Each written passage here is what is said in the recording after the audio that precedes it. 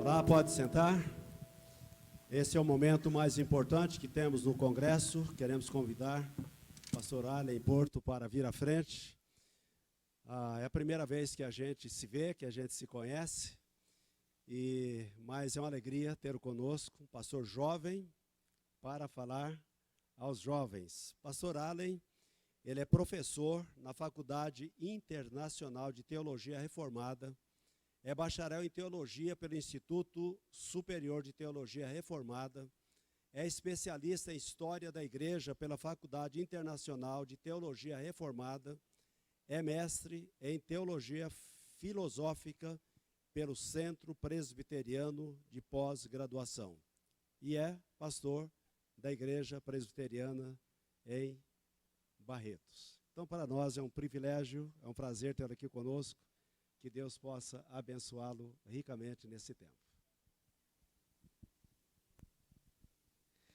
Boa noite, pessoal. Vocês avisaram as igrejas, mas vale a pena lembrar que tem um pessoal da primeira igreja presbiteriana de Barretos por aí também. Eles só são meio tímidos, não vão dar um gritinho de uhul, mas depois vocês falam com eles, que eles se soltam um pouquinho mais. Uma alegria estar aqui com vocês. Já tinha ouvido falar desse congresso, e depois que o pastor Eucleme Júnior me mandou aqui uma foto do Jonas pregando aqui, ele disse: Allen, depois da palestra, você tira uma foto igual o Jonas tirou, faz uma selfie com todo mundo atrás, aí o peso da responsabilidade fica maior, né? Primeiro porque eu não sou tão bonito quanto o Jonas, nem tão alto e nem tão inteligente assim. Mas o Senhor Deus usa aqueles a quem Ele deseja, e se Deus quiser a gente vai ter um tempo bom aqui. Eu quero convidar você a abrir a palavra do Senhor em Romanos capítulo 12, para nós lermos os versículos 1 e 2.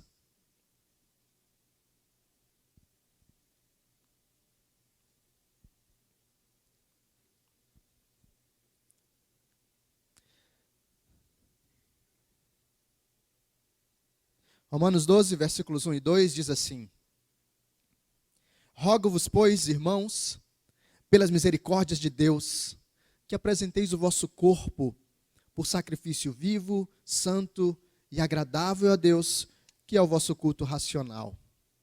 E não vos conformeis com este século, mas transformai-vos pela renovação da vossa mente, para que experimenteis qual seja a boa, agradável e perfeita vontade de Deus. Agora vem comigo em mais um texto e abre em 2 Coríntios capítulo 10, para nós observarmos os versículos 4 e 5.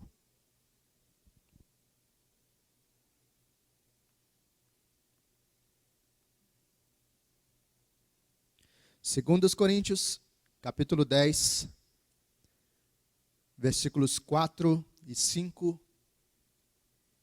A palavra do Senhor nos diz assim: Porque as armas da nossa milícia não são carnais, e sim poderosas em Deus, para destruir fortalezas, anulando nós sofismas e toda a altivez que se levante contra o conhecimento de Deus, e levando cativo todo pensamento à obediência de Cristo, e estando prontos para punir toda desobediência, uma vez completa a vossa submissão. Vamos orar? Senhor Deus bendito, nós temos a Tua palavra diante de nós, nós temos o tema que foi especialmente separado e preparado para desenvolvermos ao longo desse mês, e nós queremos suplicar a graça do Senhor, para que, diante de todo esse trabalho que já tem sido realizado, e diante do coração cheio de expectativa que nós carregamos aqui nessa noite, e nas próximas segundas-feiras, o Senhor se agrade em falar a nós, tratar o nosso coração e direcionar os nossos passos segundo a Tua bondade, segundo a Tua graça. Nós suplicamos tudo isso em nome de Jesus. Amém.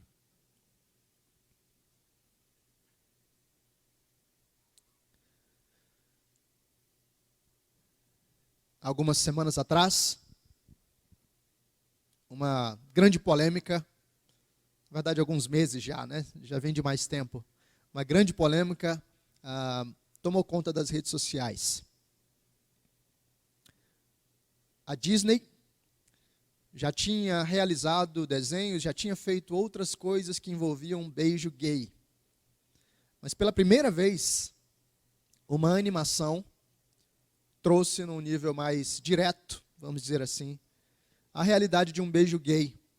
Um beijo lésbico na animação que fala do Buzz Lightyear.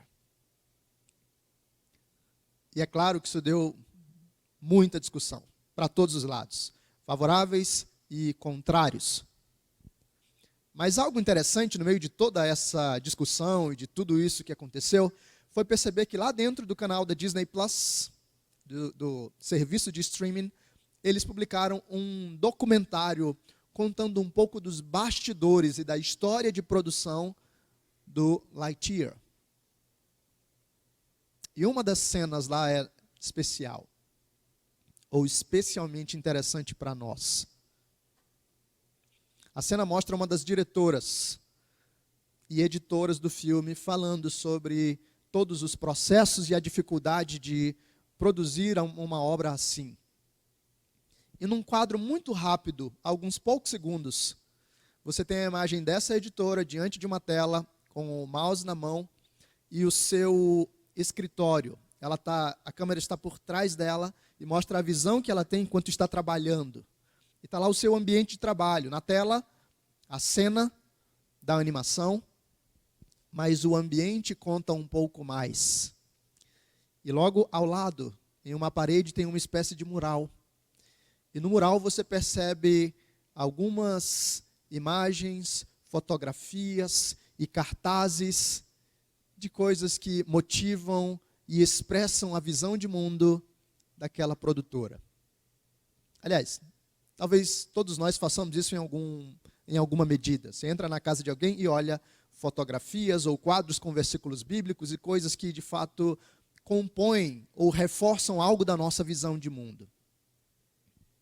Bem, a passagem foi rápida, mas o que estava ali naquele mural ao lado? Pelo menos 2 cartazes chamam a atenção. O primeiro deles era um desenho com várias mãos, um punho cerrado, naquele melhor estilo mentalidade revolucionária, Black Lives Matter ou alguma outra coisa semelhante. Um pouquinho mais abaixo, um cartaz menor, com as palavras em inglês, claro, ela é americana, escrito I stand with Planned Parenthood, que em português seria eu apoio a Planned Parenthood. Só para você entender melhor, talvez alguns de vocês já tenham ouvido falar e já conheçam, Planned Parenthood é uma ONG/clínica que tem avançado a causa do aborto nos Estados Unidos e para além dos Estados Unidos. Então, é de fato uma organização muito polêmica e de fato muitos cristãos têm combatido esse tipo de iniciativa, mas ela de fato tem realizado e tem promovido conscientização e educação para que o aborto seja uma prática mais comum ali nos Estados Unidos e para além dos Estados Unidos. E por que eu estou contando isso? Porque nós sentamos diante da tela do cinema ou diante do canal de streaming preferido, serviço de streaming preferido, e muitas vezes tudo que a gente quer é simplesmente relaxar, desconectar. Muitas vezes eu pego o Instagram e tudo que eu quero é olhar aquele cara que me diverte, aquela moça que me distrai de alguma forma. A gente desliga. Mas enquanto a gente está desligado, aparentemente, existe muita intencionalidade nas histórias que estão sendo contadas para nós. Existem pessoas que carregam valores tão firmemente estabelecidos que eles colocam na sua mesa de história, enquanto eles estão na sua mesa de trabalho, enquanto eles estão preparando as histórias que serão contadas para nós, as histórias que vão moldar o nosso imaginário, as histórias que vão direcionar a maneira de nós percebermos a realidade, as histórias que dirão para nós o que é bom e o que é ruim, o que é desejável e o que não é. Por isso, quando nós pensamos no que significa buscar santidade e o que significa estar prontos, precisa fazer parte da nossa consideração estar santos e prontos para a batalha na cultura. Porque muitas vezes eu e você estamos desatentos, mas o campo minado está diante de nós. Muitas vezes eu e você estamos com o filtro desligado, mas aqueles que estão produzindo conteúdo estão tentando nos direcionar em um sentido bem claro e intencional. Aliás, isso ficou claro também, semana passada ou retrasada, quando foi veiculada a participação de um influencer, antes cristão, depois fora da igreja, e hoje autodeclarado homossexual. E esse influencer ganhou muita notoriedade durante um certo tempo, imitando Ana Paula Valadão. E era muito engraçado, você olhava ele realmente era engraçado, fazendo gritinho, imitando exatamente como Ana Paula Valadão fazia. Ganhou muitos seguidores por causa disso. A Siri está querendo participar da palestra, toda vez é isso. Esse influencer foi lá num podcast e começou a falar sobre como ele tinha assumido, de fato, a sua homossexualidade e a sua perspectiva sobre a vida. E ele, enquanto está lá se posicionando, apresentando a sua visão, interage com um interlocutor imaginário. E ele mesmo, ninguém precisou perguntar nada, ele mesmo foi falando. Ele se colocou na posição do interlocutor e disse: então quer dizer que você quer tirar os jovens da igreja? E ele mesmo responde dizendo: sim, eu quero. Porque eu não quero que eles fiquem lá diante de pessoas retrógradas dizendo que elas são um erro. Obviamente ele está se referindo à homossexualidade. Mas o que eu quero que você perceba é o nível de intencionalidade. Sim, eu quero que as pessoas que assistem o meu conteúdo tenham um tipo de visão sobre a igreja que é uma visão ruim. Talvez você diga: eu não acompanho esse tipo de gente. Eu não assisto certos influencers, eu não acompanho tais conteúdos.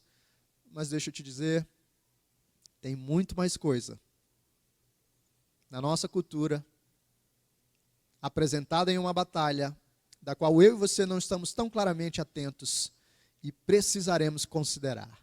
Nós precisamos ser santos e estar prontos para a batalha na cultura. E olhando para Romanos capítulo 12, para 2 Coríntios capítulo 10, eu quero te convidar a pensar em algumas maneiras pelas quais nós podemos crescer nessa dimensão de santidade, de coragem, de fidelidade e assim de prontidão para a batalha que nos envolve. Primeira coisa que você precisa entender é que não é possível estar fora da batalha. Você já está no meio do fogo cruzado e ou você toma consciência disso e abraça com alguma intencionalidade, ou você se tornará vítima. Mas como é que eu e você podemos crescer nessa dimensão? Como é que eu e você podemos, obedecendo o apóstolo Paulo, obedecendo a palavra de Deus, não nos deixar moldar por esse mundo, mas ter a nossa mente renovada pelo Senhor? Como é que eu e você podemos ter passos firmes quando tudo à nossa volta aparentemente segue uma mesma direção? Como é que eu e você podemos resistir a toda a influência que nos tem sido apresentada e trazida na cultura? Mas, além disso, como é que eu e você não apenas podemos resistir, como também podemos avançar pelo mundo, levando a bandeira do Evangelho e apresentando a maravilhosa graça do nosso Salvador, com fidelidade, com coragem e com sabedoria? eu quero sugerir para vocês pelo menos 4 aspectos fundamentais. Eles podem nos ajudar. O primeiro deles, se nós queremos ser santos e estar prontos para a batalha na cultura, o aspecto mais fundamental que eu e você precisamos carregar é o conhecimento da palavra de Deus. Não é possível não ser moldado por esse mundo. E não é possível, como o apóstolo Paulo, anular sofismas e levar todo conhecimento cativo, todo pensamento cativo à obediência de Cristo, se nós não tivermos uma base firme, sólida e consistente na palavra do Senhor. Talvez você conheça a história daquele especialista em moedas, e a história conta que ele tinha um nível de notoriedade internacional de reconhecer o dólar verdadeiro, a moeda verdadeira e a moeda falsa. E apresentando e demonstrando as suas aptidões, a sua capacidade, o nível da sua excelência nesse tipo de trabalho de identificação e reconhecimento, algumas pessoas surpresas chegam para ele e perguntam: puxa, você deve ter passado muito tempo estudando as notas falsas para ter esse nível de precisão, né, de alguém que identifica o dólar, a moeda verdadeira e a falsa. A gente está aqui lutando, a gente precisa de lanterninhas e outros recursos, e você parece que bate o olho e já sabe. Você deve ter dedicado muito tempo estudando as moedas falsas, né? E ele disse: não. O segredo é que eu passei muito tempo estudando a moeda verdadeira. E essa é a mesma lógica para nós.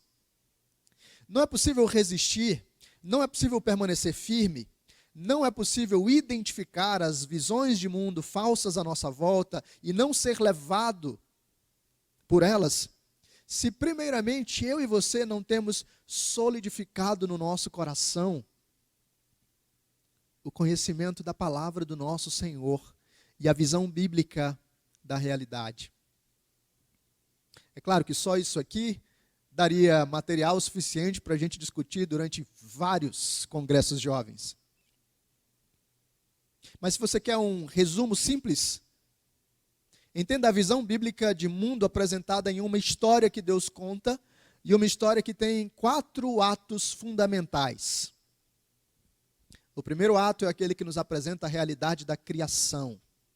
Se você quer isso em forma de doutrina, nós confessamos no credo apostólico: creio em Deus Pai Todo-Poderoso, Criador do céu e da terra. A visão bíblica de mundo nos apresenta que existe uma distinção fundamental entre Criador e criação. A visão bíblica de mundo nos diz que a criação de Deus é boa. Deus fez tudo e viu que era muito bom. A visão bíblica de mundo nos diz que Deus fez o homem à sua imagem e semelhança, e por isso dotou o homem de certo valor especial.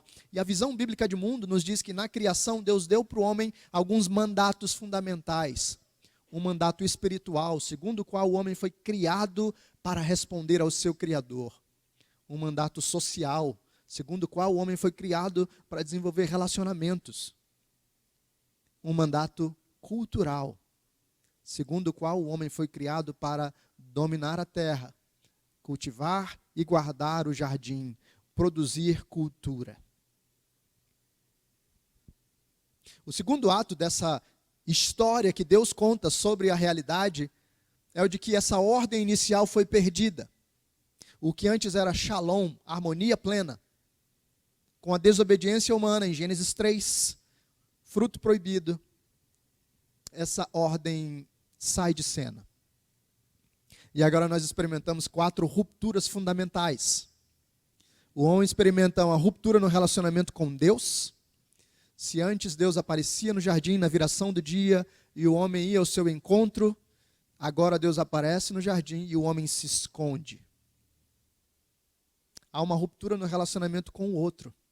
Se antes Adão e Eva tinham um relacionamento harmônico, agora Deus pergunta para Adão: Adão, você comeu do fruto que eu disse que não era para comer? E Adão se esconde atrás de Eva e joga Eva na fogueira. Foi a mulher que o Senhor me deu. Que exemplo de masculinidade, né? Todos os homens, depois disso, carregam esses extremos, ou de agressividade ou de omissão. Mas não só os homens. Quando Deus pune toda a terra, homem e mulher, por causa do pecado, ele diz para a mulher: o teu desejo será para o teu marido e ele te dominará. E Deus está dizendo: agora vai existir um conflito de poderes. As mulheres também tentarão manipular e dominar sobre o homem. Ruptura no relacionamento com Deus, ruptura no relacionamento com o outro, ruptura no relacionamento com o resto da criação. Adão trabalhava a terra e a terra respondia. Adão chamava os animais e dava nomes para eles, e aparentemente os animais respondiam harmonicamente. Mas agora Deus diz: Adão, maldita será a terra por tua causa. A terra vai produzir cardos e abrolhos. E agora do suor do teu rosto comerás o teu pão. O relacionamento do homem com a natureza ou com o resto da criação passa a ser um relacionamento tenso.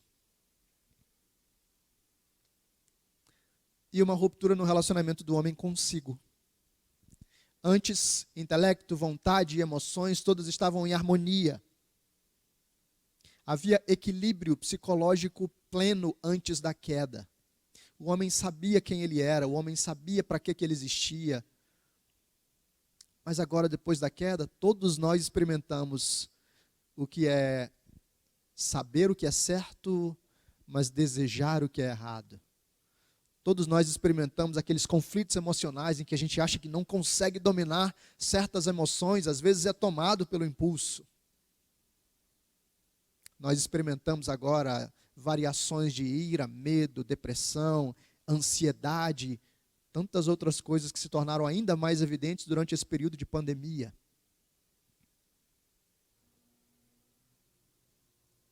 O mundo decaiu da sua condição.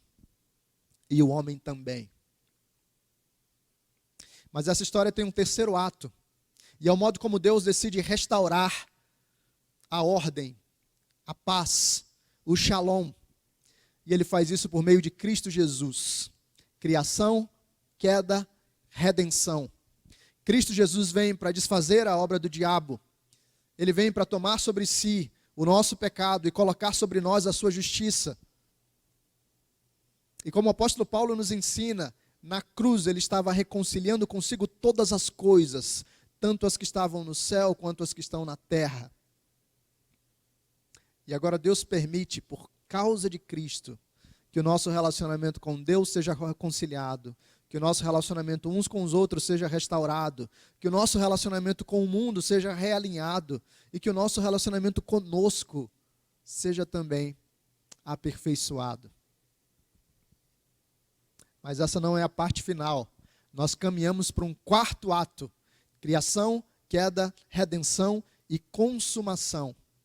A consumação é o clímax da história, que nos diz que Deus está fazendo novas todas as coisas e chegará o dia em que nós já não teremos mais mazelas no nosso coração e nem nos nossos relacionamentos, em que nós estaremos plenos na presença de Deus, desfrutando da sua graça. Essa é a história que nos define. E nós precisamos entender e assimilar e cravar essa história profundamente no nosso coração, porque ela produz implicações sobre tudo.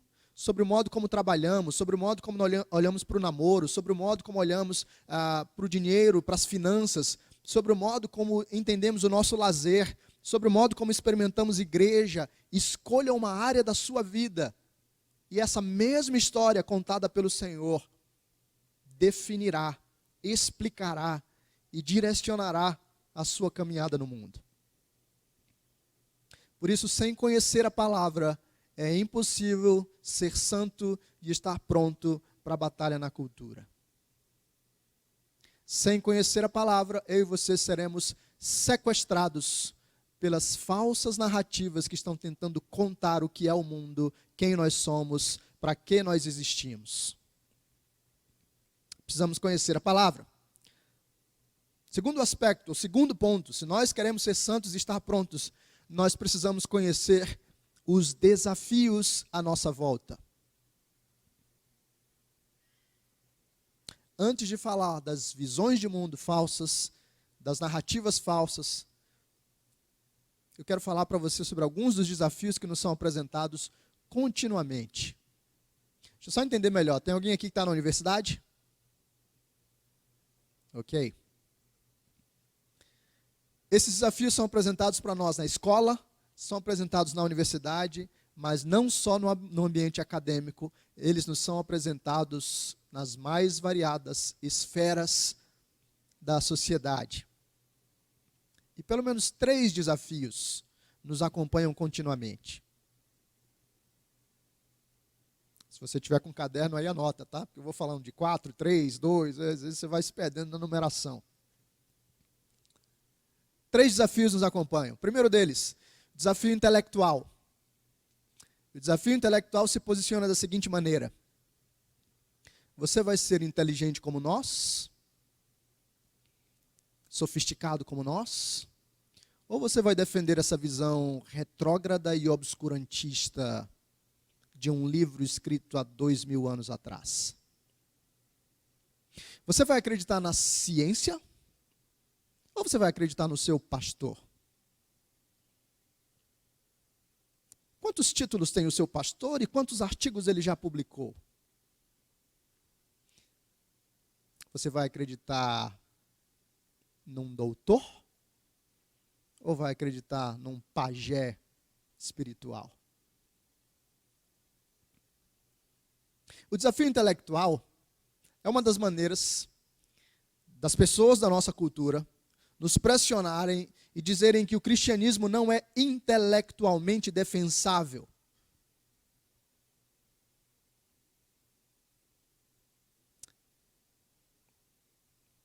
Durante o período da pandemia, isso se tornou muito evidente. E aqui não me interessa saber se você é a favor de vacinas, contra vacinas, a favor de máscaras, contra máscaras. Não é essa a discussão.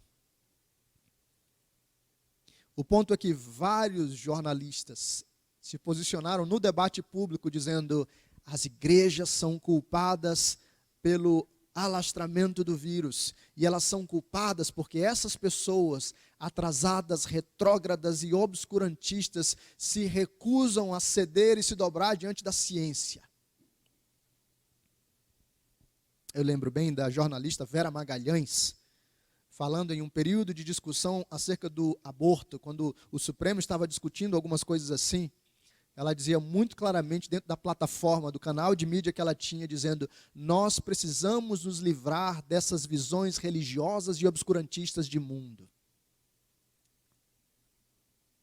Agora imagina um adolescente que está lá em sala de aula, ouvindo seu professor, e o professor diz: você vai acreditar na ciência ou nesse negócio aí inferior? Imagina um universitário que é pressionado pelo professor, mas não só pelo professor, como pelos seus colegas também. Sério que você vai acreditar no seu pastor? Ou num livro antigo como Escritura? Imagine nós, tendo que acompanhar jornais e diversos canais de comunicação e lendo notícias ou artigos de opinião, como por exemplo um que o humorista Fábio Porchat publicou na Folha de São Paulo, dizendo: os parlamentares ou a bancada evangélica é a causa do atraso no Brasil. E ele dizia claramente: quando um parlamentar entra no Congresso, Deus deveria ficar do lado de fora guardando o carro. Ele escreveu isso. Qual é a narrativa por trás? É a narrativa que diz: acreditar na Escritura é ser intelectualmente inferior. Isso é uma forma educada de dizer. Em bom português seria: acreditar na Bíblia é ser burro. E alguns de nós, desatentos, aos poucos começamos a comprar a narrativa. Opa, parece que é isso mesmo, né? Meu pastor não é infectologista. Meu pastor não estudou biologia. Meu professor estudou muita coisa, ele sabe tantas coisas. Tal autor, tal jornalista, essas pessoas parecem que estão na ponta da erudição. E assim o desafio intelectual nos seduz. Mas não é o único desafio, porque existe também o desafio social.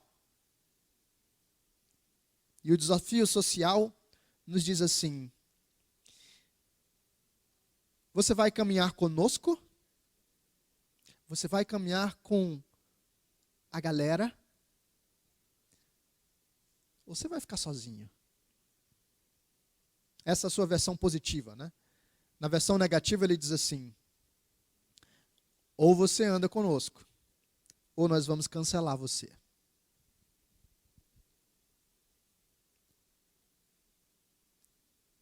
E basicamente a narrativa agora é: já que nós somos seres sociais, já que sociedade é tão importante, se está todo mundo indo para o lado e só você não está indo, então tem alguma coisa errada com você.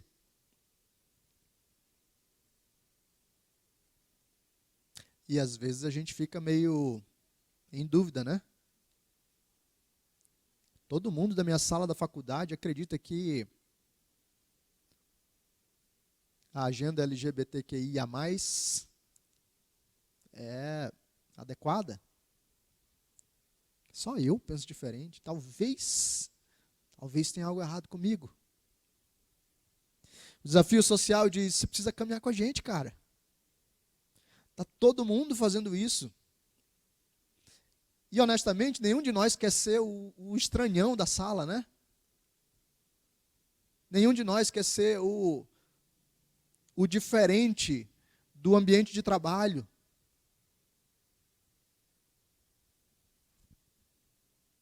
E muitos de nós morrem de medo de ser cancelados. E se o pessoal começar a pegar no meu pé?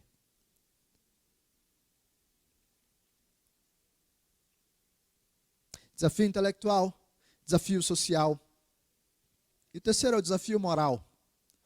O desafio moral nos diz assim: você vai aproveitar a vida, você vai aproveitar os prazeres, você vai desfrutar, ou você vai perder tudo isso? Aliás, psicólogos hoje estudam um fenômeno interessante, que eles denominaram Fear of Missing Out, FOMO.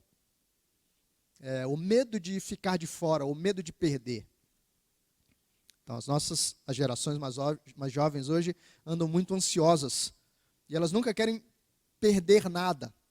Criou-se uma espécie de fobia, em que a gente tem essa ansiedade constante por estar antenado ou por estar participando das coisas. Na série How I Met Your Mother, tem um episódio em que um personagem, um amigo deles de fora, sempre perde as coisas que estão acontecendo. O grito dele lá é: oh man. Ele está sempre de fora. Acontecem as coisas e ele nunca consegue perceber, ele nunca consegue acompanhar. É uma maldição que ele tem. A nossa geração, de certa forma, tem isso.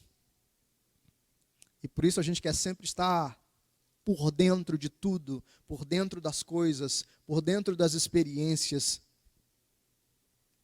E o desafio moral está dizendo para a gente: você vai perder, é isso? Todo mundo já está desfrutando sexo fora do casamento, já descobriu o quão tranquilo é isso. Você vai perder?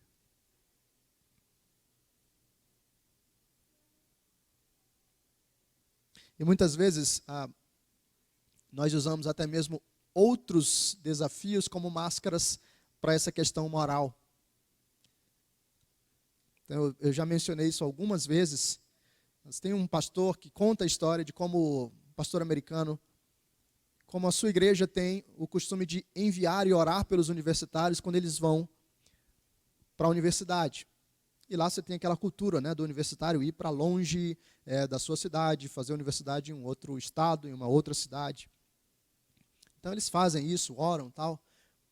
Um ano depois, lá pelo feriado de Natal, dia de Ação de Graças, esse universitário volta, ou essa moça volta, e o pastor faz questão de conversar. E aí, como é que estão as coisas? como é que foi esse ano, como é que está a sua vida com Deus? E ele diz, de vez em quando, esse rapaz ou essa moça diz para mim, pastor, olha, eu acho que a gente estava acreditando em coisas erradas. Eu acho que Deus não é exatamente assim como a nossa igreja crê. Eu acho que a Bíblia não é exatamente isso que tem falado aqui. Veja, existem tais autores e tais pensadores e tais filósofos que estão apresentando para a gente algumas outras coisas. E esse pastor, já conhecendo essa história, já percebendo como a história se repete, ele diz, quando o cara vem com isso, eu já paro logo no começo, eu digo, tá bom, pode parar por aí. Me fala logo, com quem é que você está transando? E ele diz, eu falo isso porque eu sei que muitas vezes toda a articulação intelectual é uma cortina de fumaça para uma questão moral que esse jovem ou que essa moça quer experimentar. Só que como ele ou ela não conseguem liberar geral sem culpa, eles precisam reformular a sua teologia para criar uma justificativa para então viver mais livremente no mundo. Então é assim, Deus só quer que eu seja feliz. Essa coisa de Bíblia e Antigo Testamento, ou coisas assim, isso já não tem mais tanta aplicação para a gente hoje. Isso tudo era cultural e uma série de outras coisas. Nós precisamos conhecer os desafios. Diariamente nos são apresentados o desafio intelectual, o desafio social e o desafio moral. E aqui de novo, se não tivermos os pés fincados na palavra, esses desafios nos levam. Eu quero me sentir inteligente. Eu não quero que os meus relacionamentos sejam cortados. E eu quero ter prazer. Por isso, se eu não tiver o pé fincado na Escritura, se eu não conhecer a verdade e a visão bíblica de mundo, eu serei levado. Nem santo, nem pronto. Eu preciso conhecer a palavra, então, preciso conhecer os desafios. Terceiro, eu preciso discernir as cosmovisões. São 4 passos aqui para estar santos e prontos. Conhecer a palavra, conhecer os desafios e terceiro, discernir as cosmovisões. Discernir as visões de mundo, as histórias, as narrativas que estão tentando nos vender. O que é a realidade, quem sou eu, para que eu existo, o que é bom, o que é adequado, o que é desejável, o que é mal e o que é ruim. Esses dias a Anitta publicou no Twitter, comentando uma entrevista que a cantora Bruna Carla deu. E perguntaram lá para a Bruna Carla, a situação era se ela participaria de um casamento homossexual, se ela cantaria. E ela disse que não. E a Anitta, então, do alto da sua sabedoria teológica, começa a publicar os seus tweets dizendo, gente, eu nunca entendi bem esse negócio de temor do Senhor, temer a Deus. Como é que alguém pode temer a Deus se Deus é amor?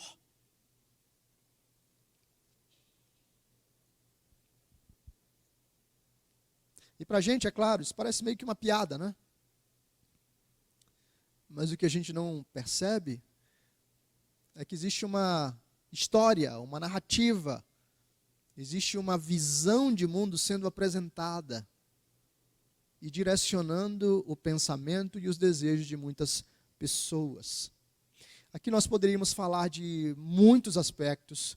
Existem livros como O Universo ao Lado, do James Sire, que apresentam para a gente diversas cosmovisões.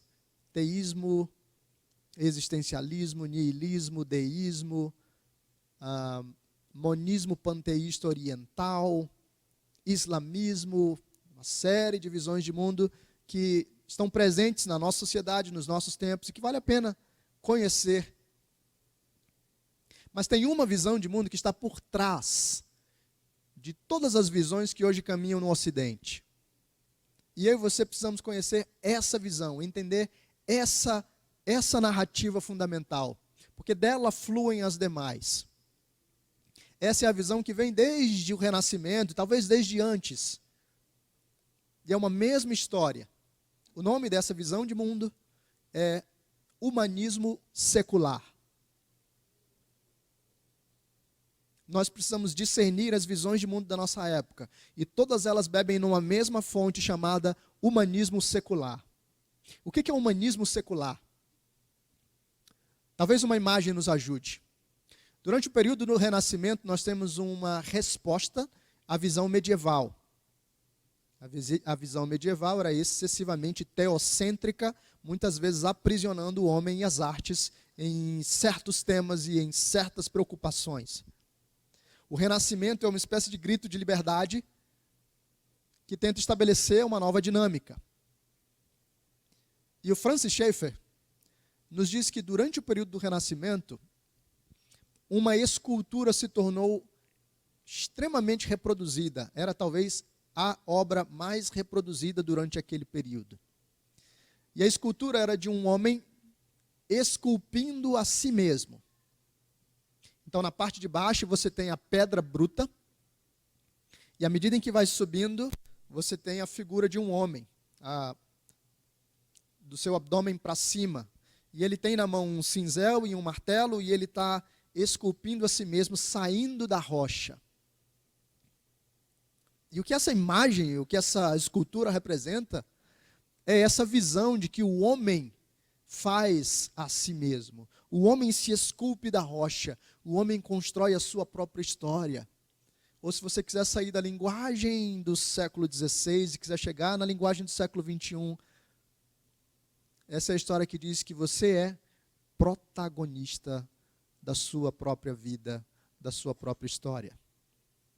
O mesmo humanismo secular que direcionou homens lá no século XVI, que deu vazão ao humanismo século XVII e século XVIII, que fez as respostas e a reação do romantismo do século XIX e dos movimentos do século XX, como o existencialismo, chega para nós no século XXI e nos diz: você tem que buscar autorrealização, construir a sua própria história, ser o protagonista da sua vida, buscar o seu bem-estar. É a mesma narrativa, é a mesma história. E esse é um direcionamento teológico, não se engane. Essa é uma resposta para uma pergunta fundamental. A pergunta do Breve Catecismo de Westminster. O Breve Catecismo de Westminster foi um documento escrito por cristãos lá no século XVII. E a sua primeira pergunta dizia assim: qual é o fim principal do homem? Aqueles irmãos que produziram esse documento responderam assim: o fim principal do homem é glorificar a Deus e desfrutar dele para sempre.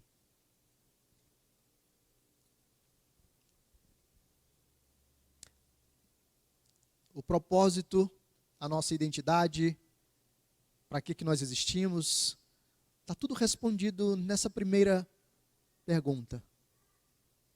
E agora o humanismo secular pega essa pergunta e diz: qual é o fim principal do homem?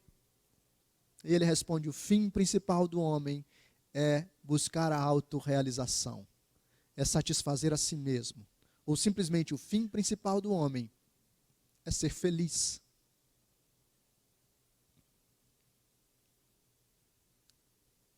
O que acontece como desdobramento disso? Há vários desdobramentos. Um deles é: você não consegue permanecer no namoro. Você começa a namorar uma moça, um rapaz, e alguns problemas começam a acontecer, e você diz: não estou feliz. Termina. Vai para o próximo. Aí você começa mais um namoro, e de repente aparece um problema, e você diz: não está bem, vou para o próximo. E aí nós nos tornamos namoradores em série.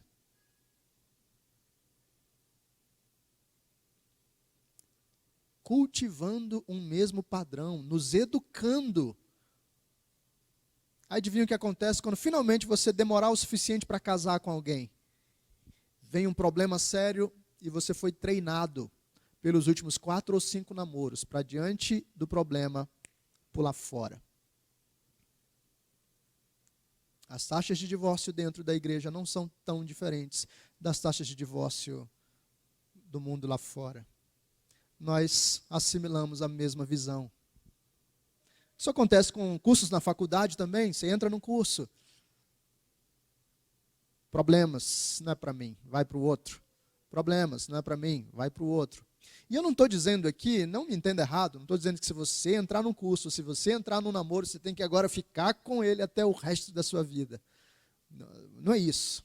Existem justificativas plausíveis e sábias para você terminar um namoro, para você mudar de curso. Mas o problema é que nós nos tornamos tão obcecados com autorrealização que nós entramos em crise se a gente começa um serviço e de repente a gente não se sente totalmente realizado nesse serviço. Pergunta para o seu avô o que ele esperava do serviço dele. Ele não esperava ser feliz, ele não esperava que o serviço dele produzisse felicidade. Ele entrava no serviço para trabalhar, produzir, tirar o sustento. Mas hoje nós, levados pelo humanismo secular, entendemos que o nosso fim principal é encontrar felicidade e agora o meu trabalho tem que produzir o meu senso de realização última, senão eu entro em crise. A minha igreja tem que me fazer plenamente feliz, senão não é uma igreja saudável. Nós precisamos discernir as cosmovisões, porque se não entendermos, especialmente como o humanismo secular tem direcionado a nossa vida, nós continuaremos reféns, expressando essas visões de mundo e elas destruindo nossas emoções, nossos relacionamentos, nossa caminhada em direção ao Senhor e a nossa presença fiel no mundo. Se eu nasci para ser feliz e ter o meu próprio conforto, quando é que eu vou abraçar o desconforto de falar a verdade por amor ao Senhor? Quando é que eu vou abandonar o sonho de me tornar alguém rico e próspero para me tornar um missionário que vai viver em privação para a glória de Deus? Ninguém quer, né?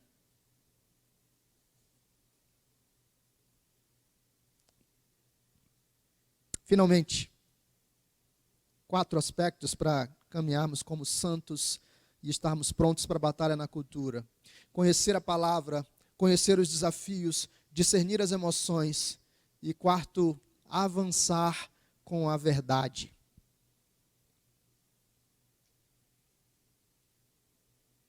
Como é que nós avançamos com a verdade? Se eu tenho o pé firme na verdade, eu consigo resistir aos ataques, mas não basta resistir. O reino é do Senhor e o reino avança. Por isso a igreja tem que avançar também. Nós precisamos avançar como Paulo nos ensina em 2 Coríntios capítulo 10. As armas da nossa milícia não são carnais, e sim poderosas em Deus para destruir fortalezas, anulando nós sofismas e toda altivez que se levante contra o conhecimento de Deus, e levando cativo todo pensamento à obediência de Cristo. Quanto mais o nosso coração é moldado pela verdade, pela palavra do Senhor, nós também somos habilitados a, enquanto caminhamos pelo mundo. Veja, você não precisa ser o grande herói que entra num noticiário e fala corajosamente.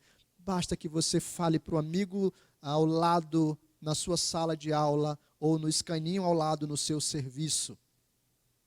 Você compartilha a verdade, você desmonta as narrativas, você demonstra os resultados das visões de mundo falsas. Os seus amigos acreditaram na mentira que, por meio da liberdade sexual, eles seriam felizes. E agora eles se tornaram escravos da pornografia, escravos do sexo. Agora eles experimentam um coração quebrado, porque entregaram seu corpo para um rapaz e foram abandonadas. Ou coração quebrado, porque estão atrás de moça e outra moça e outra moça e nunca conseguiram a plenitude que a promessa do sexo vendeu. Eu e você podemos avançar no meio do mundo, anunciando a verdade, compartilhando aquilo que temos aprendido do Senhor, desmontando as mentiras e levando cativo todo o pensamento à obediência de Cristo.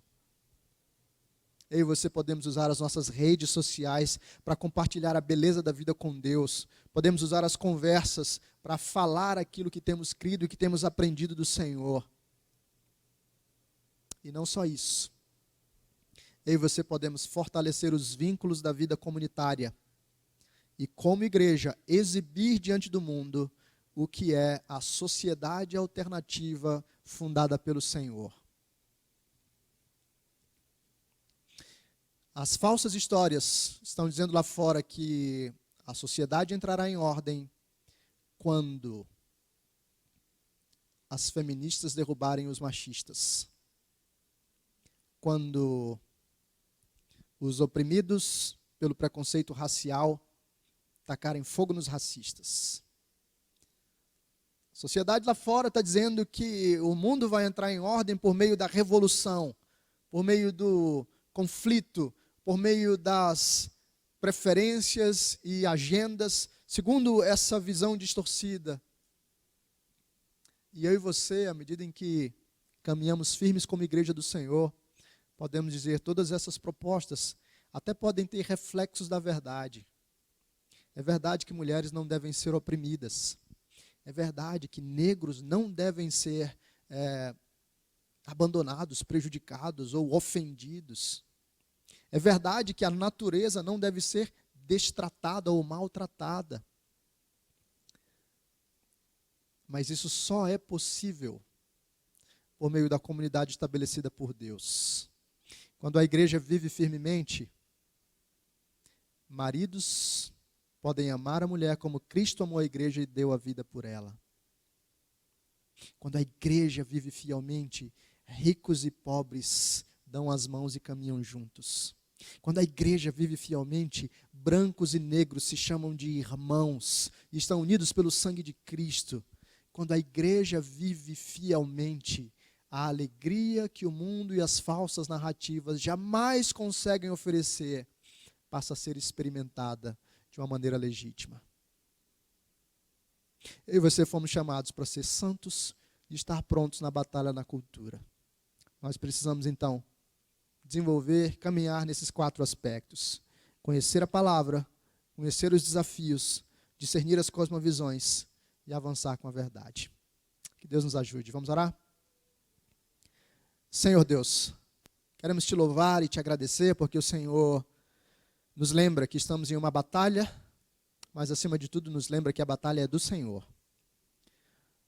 Obrigado porque o Senhor estabeleceu a vitória na cruz, quando Cristo despojou Satanás e os expôs à ignomínia, à humilhação. Ao mesmo tempo, nós queremos reconhecer, Senhor, que por vezes nós não estamos suficientemente santos e prontos para as coisas que acontecem à nossa volta. E por isso queremos suplicar a Tua graça. Ajuda-nos a caminhar com fidelidade e coragem, com sabedoria e amor. Ajuda-nos a não temer o desafio intelectual, nem o social, nem o moral.